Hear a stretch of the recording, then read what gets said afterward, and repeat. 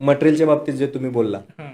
की तुम्हाला विचारणं महत्वाचं आहे बिल्डरला की तुम्ही हे फिटिंग्स लावलेलं आहे, हे जॅकवारचे लावले का सेराचे लावले, जे काय समजा जॅकवारचं फिटिंग लावलेलं असतं तर हेच फिटिंग माझ्या फ्लॅटमध्ये येणार आहे का. तुम्ही बघत असाल काय काय प्रोजेक्टला तर डायरेक्ट प्लास्टर मारतच नाही, डायरेक्ट जिप्सम चढवलं जातं. करेक्ट. म्हणजे ही जी आहे ती तुम्हाला त्यावेळेस बघायला मिळालेलं असतं का. आतमध्ये गेल्या गेल्या तुम्हाला दिसेल की स्विचेस बोर्ड बघा तुम्ही, स्विचेस बोर्ड प्रॉपर कोण्यामध्ये आहेत का. सेम तेच आपल्याला समजा सॅम्पल प्लॅटमध्ये पण बघताना सेम तेच आहेत, मेनर आहेत का दुसरे मेनर आहेत ते तुम्ही विचारा बिल्डरला. टाइल्स जी असते 3x3 ची लावलेली आहे, 4x2 ची लावलेली आहे, सेम टाइल्स आहे तीच मेनर आहे का. सेम रिसेलमध्ये तुम्ही गेला टाइल्सला तुम्ही खाली बसून जर नुसता असा टक टक करून जरी आवाज दिला, काही भाग असा पोकळा आहे का, एकदम तुम्ही बघाल असा एक टाईट मध्ये असं तुम्हाला एक आवाज येतो जिथं प्रॉपर सिमेंट गेलेलं असतं, आणि जिथं पोकळ असेल तिथं टक टक करून असा आवाज येतो. सेम तसंच तुम्ही दरवाजेची क्वालिटी बघू शकता.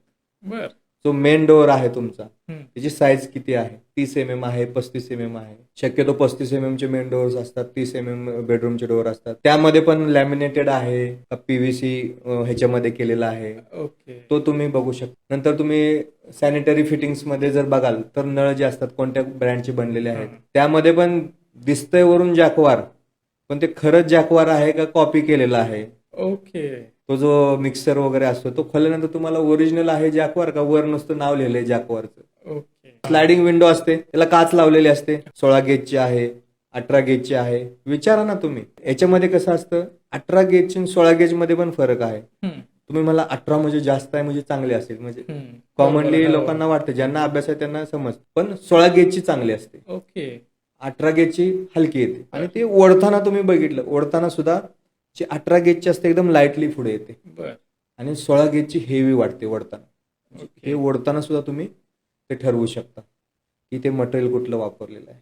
ओके. त्याच्या खालचा रोलर असतो अजून बारीकमध्ये जर सांगायचं म्हटलं तर ते प्रॉपर ओढली तर चांगल्या कंपनीचा रोलर लावलेला आहे. तो रोलर ओढताना पण जड पण आहे आणि ओके. ओढतोय तर ओढत पण नाही पुढे, स्मूथ हवंय ते. स्मूथ आहे. मग ते ओढत नाही तर ते लो क्वालिटीचा तुम्ही रोलर लावलेला आहे. ओके. म्हणजे ह्या गोष्टी आहेत की त्या तुम्हाला चेक करायची प्रॉपर्टी घेताना, रिसेल असो किंवा अंडर कन्स्ट्रक्शन मध्ये.